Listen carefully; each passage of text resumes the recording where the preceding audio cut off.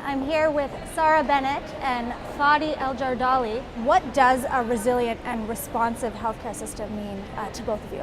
So I guess the textbook definition of resilience is the ability to bounce back. And I think that there are so many unexpected shocks in the world at the moment, and many of those have implications for health, whether we're talking about Ebola outbreaks, Zika, refugees. So really for me, the importance of resilience is to have a health system that can respond to those shocks, the really sort of out of the blue shocks, as well as the slower burning shocks, like the building a burden of chronic disease.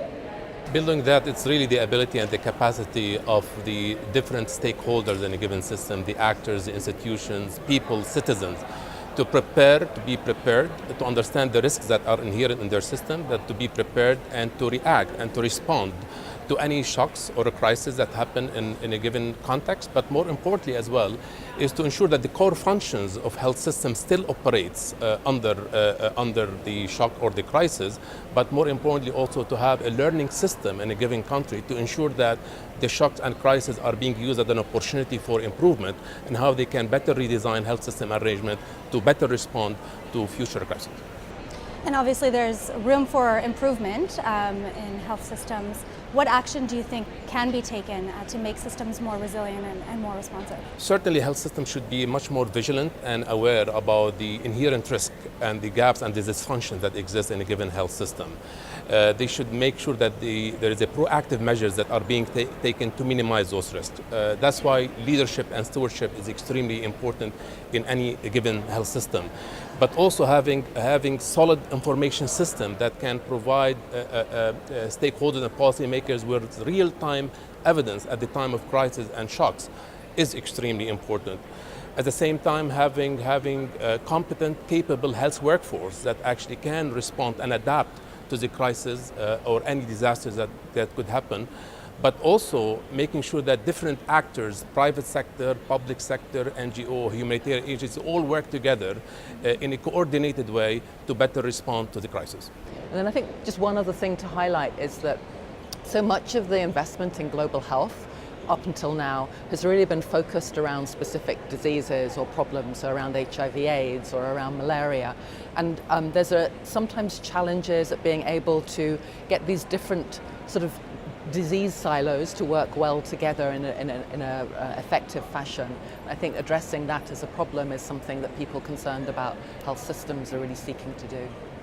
How do you think that we can strike the right balance between the humanitarian aid that's necessary and then bolstering the health system?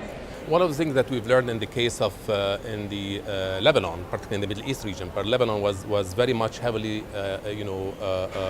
faced with a constant influx of Syrian refugees because of the crisis, and we've realized that really it's not really about the right balance, more about making sure that we have really effective coordination between the public sector, private sector, NGO, humanitarian agencies, and all the institutions that are really working to provide relief effort at the time of the crisis.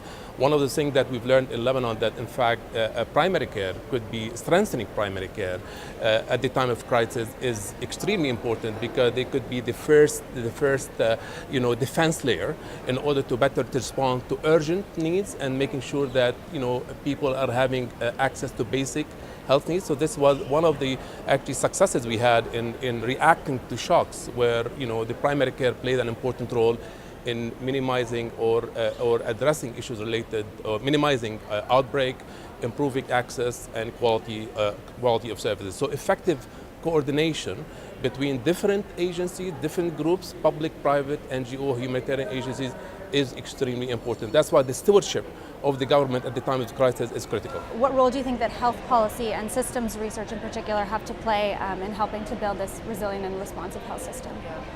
So Fadi was talking earlier about the idea of a learning health system, and I think that health policy and systems research can certainly contribute to that. It's an extremely applied field. It's really a sort of problem-solving field, and one increasingly where it's not researchers working in isolation, but rather researchers working together with policymakers, with health systems managers, with communities.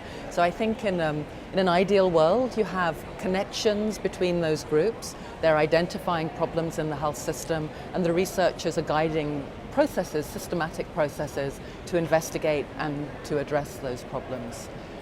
building on what Sarah mentioned, in fact, the health policy and system research can help identify the priorities and the gap and dysfunction that exist in a given context or a given country. But more importantly, we as researchers, we need to produce valid, reliable evidence on what works, what type of intervention need to be put in place, but how we can strengthen the governance, financial, and delivery arrangement in a given health system. So providing high quality and reliable evidence is extremely important, but also communicating it at the right time and using knowledge translation is also extremely important. Well, thank you both so much for your time.